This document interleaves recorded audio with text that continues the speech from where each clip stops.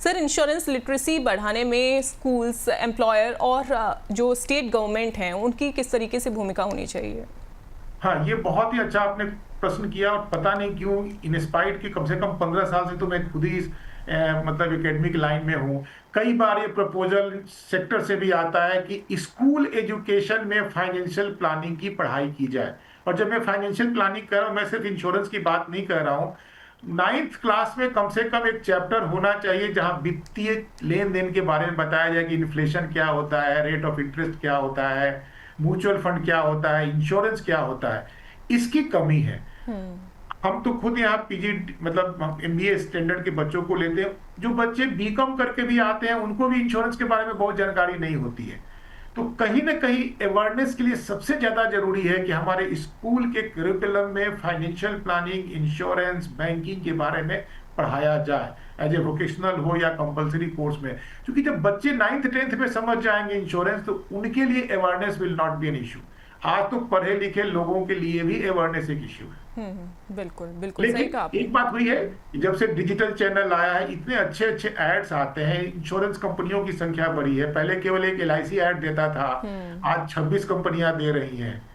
और इतने ब्रोकिंग कंपनियां हैं, इतने मतलब इंश्योरटेक कंपनी, इनकी इतने अच्छे अच्छे एड्स आते हैं, प्रमोशनल एड, जो अवेयरनेस में बहुत हेल्प कर रहे हैं। तो चीजें बदली हैं और बदल भी रही हैं। मेरा मानना है कि आने वाले समय में ये इशू नहीं होना चाहिए। बिल्कुल, अवेयरनेस और ज़्यादा बढ़ेगी आने वाले समय में, और ये जो इंश्योरेंस पेनिट्रेशन जिसकी आज हम बात कर रहे हैं वो भी आने वाले समय में बढ़ेगा। सर, कुछ सवाल आ गए हैं हमारे दर्शकों के, जल्दी से उन सवालों को हम शामिल कर लेते हैं। नासिक से सवाल प्रवीण देशमुख का, इन्होंने पूछा है कि टर्म इंश्योरेंस को लोग क्यों टालते हैं जबकि ये सबसे सस्ता कवर होता है? लोग नहीं टालते हैं। मेरा मानना यहाँ थोड़ा सा कहीं ना कहीं जो इंश्योरेंस सेक्टर की एक कमी है वो जाहिर होती है।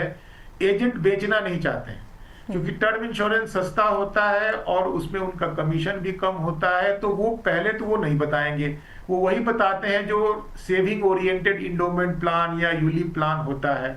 तो यहाँ कहीं ना कहीं मैं फेलियर मानता हूँ अपने इंश्योरेंस इकोसिस्टम का, कि जहाँ की हम इस चीज को उतना प्रमोट नहीं कर पाते हैं, जहाँ की किसी इंटरमीडियरी का इंटरवेंशन हो जाता है। टर्म इंश्योरेंस आज के डेट में ज्यादा ऑनलाइन बिकता है बनिस्पत की किसी एजेंट या ब्रोकर के थ्रू। तो यहाँ मैं मानता हूं कि यहाँ एक इकोसिस्टम का प्रॉब्लम है, इसलिए लोग खरीद नहीं पाते हैं, क्योंकि उनको बताने वाले लोग नहीं मिलते। आज हम लोग बता रहे हैं, उम्मीद करते हैं कि हमारे श्रोता जरूर टर्म इंश्योरेंस प्लान लेंगे, कम से कम एक्सप्लोर तो करेंगे। बिल्कुल बिल्कुल सर, और एक्सप्लोर करना बहुत ज़्यादा ज़रूरी है। अगर कोई भी चीज़ आप खरीदने की सोच रहे हैं तो उसे आप पहले देखिए, समझिए और इसे आप ज़रूर कंसीडर करिए।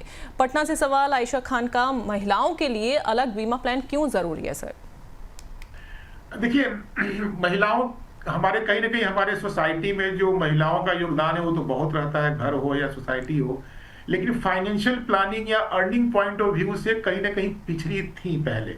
लेकिन जब से बेटी बचाओ बेटी पढ़ाओ जैसा आंदोलन आया है, या घर घर में हर व्यक्ति अपनी बेटियों को आजकल पढ़ा रहा है, उनका जो पार्टिसिपेशन है लेबर फोर्स में, जॉब में बढ़ता जा रहा है। और मुझे बहुत बताते हुए खुशी होती है कि हमारे इंस्टीट्यूट में तो 50% स्टूडेंट भी फीमेल है।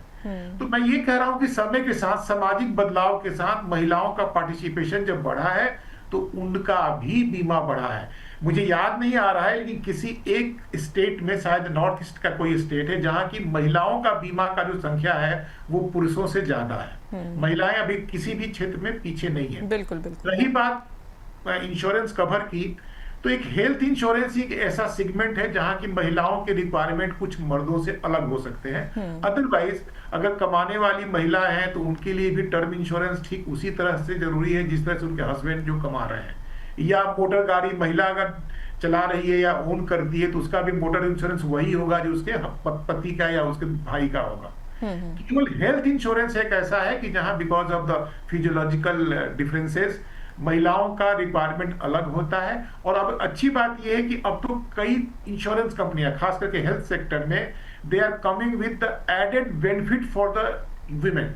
कुछ पॉलिसियां तो हैं जो केवल महिलाओं के लिए हैं, क्योंकि महिलाओं के संबंधित रोगों का उसमें ज्यादा कवरेज होता है। तो चीजें बदल रही हैं। मैटरनिटी कवर वगैरह ऑलमोस्ट हर हेल्थ इंश्योरेंस पॉलिसी में होता है। लेकिन जरूरी नहीं है कि एक अलग ही प्लान हो। हाँ, उस प्लान में महिलाओं के लिए कुछ एक्स्ट्रा राइडर बेनिफिट वगैरह की जरूरत पड़े तो हो जाना चाहिए, हो भी रहा है मैडम। बिल्कुल, तो उम्मीद करते हैं आपको अपने सवालों के जवाब मिल गए होंगे। सर, एक आखिरी सवाल है, अगले 10 सालों में आप इंडिया का बीमा सेक्टर किस दिशा में जाता हुआ देख रहे हैं? मुझे तो बहुत एक्साइटिंग लग रहा है, क्योंकि मैं तो इसी सेक्टर से जुड़ा हूँ। बिल्कुल। और अभी हाल में जो 2-3 चीजें जो हैं जो बदलेंगी, जो सबसे बड़ा जो बदलाव आया है वो एफडीआई का आया है। मैं ये नहीं मानता कि लाइन लग जाएगी इंश्योरेंस कंपनियों की तुरंत, लेकिन उसमें जो दिक्कतें थी उसको सरकार ने काफी हद तक सुधारा है।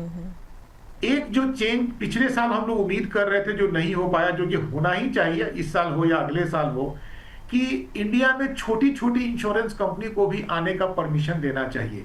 आज क्या है कि अगर आपको लाइसेंस मिलता है तो आपको 100 करोड़ रुपया चाहिए और आपको पूरे भारत में काम करने का मौका मिलता है। नहीं चाहिए किसी को, कोई कहेगा कि हम केवल बिहार में ही काम करना चाहते हैं और वहां केवल हम हेल्थ इंश्योरेंस में ही काम करना चाहते हैं, फिर 100 करोड़ की क्या जरूरत? ये क्वेश्चन मार्क है। और ये प्रपोजल भी गया था जो पिछले बजट में पास नहीं हो पाया। तो मुझे लगता है कि आने वाले 10 सालों में एक तो ये डिजिटल प्लेटफॉर्म का एक्सपोनेंशियल ग्रोथ होगा। एआई और एमएल की जो हम बात करते हैं, मैं पर्सनली देख रहा हूं कि किस तरह से बदलाव हो रहे हैं। आपका एक ट्रेवल इंश्योरेंस पॉलिसी हो या छोटा मोटा टर्म इंश्योरेंस प्लान हो, आप 10 मिनट में खरीद सकते हो। पॉलिसी आपके व्हाट्सएप पे आपके घर डिलीवर हो जाती है। ये चीजें काफी तेजी से इसका विस्तार होगा। और जो नए जो इनिशिएटिव आईआरडीए ने खुद लिए हैं, बीमा सुगम, बीमा विस्तार, बीमा ट्रिनिटी जिसको हम बोल रहे थे, इन चीजों के लागू होने से, इसको ऑपरेशनल हो जाने से बीमा का विस्तार का कोई प्रॉब्लम नहीं रहेगा। एफोर्डेबिलिटी, जो इंटरमीडिएरी कॉस्ट है वो भी घटेगा टेक्नोलॉजी के आने से। तो सिंपल बीमा, जिसको प्री अंडर रिटन पॉलिसी बोलते हैं, उसको बिकने में कोई दिक्कत नहीं होगी और इसका प्रचार। तो मुझे तो बहुत ही एक्साइटिंग लगता है। मुझे लगता है कि जो काम पिछले 25 सालों में हुआ है, लगभग उतना ही काम अगले 10 सालों में होगा, इसमें कहीं दो राय नहीं लगती मुझे। बिल्कुल, और बीमा सेक्टर आगे आने वाले 10 सालों में और ज़्यादा बढ़ता हुआ दिखाई देगा। जिस अवेयरनेस की हम बात कर रहे हैं वो अवेयरनेस भी लोगों तक पहुंचेगी। और साथ ही अगर हम बात करें 2047 का जो इंश्योरेंस फॉर ऑल का ये जो लक्ष्य रखा गया है, वो भी कहीं ना कहीं पूरा होता हुआ भी दिखाई देगा। सर, बहुत शुक्रिया हमारे साथ जुड़ने के लिए। Thank you so much for giving us your time. Thank you Anjali, good luck. Thank you. Bharat की आर्थिक रफ्तार देखिए तेज है, लेकिन सुरक्षा की नींव अभी कमजोर है। बीमा को खर्च नहीं, जरूरत बनाने की जरूरत है। जागरूकता, भरोसा और सही प्रोडक्ट, यही हर घर बीमा की असली चाबी है। अगली बार हम फिर मिलेंगे बीमा हो तो ऐसा में एक और नए टॉपिक के साथ। तब तक के लिए हमें इजाजत दीजिए। नमस्कार।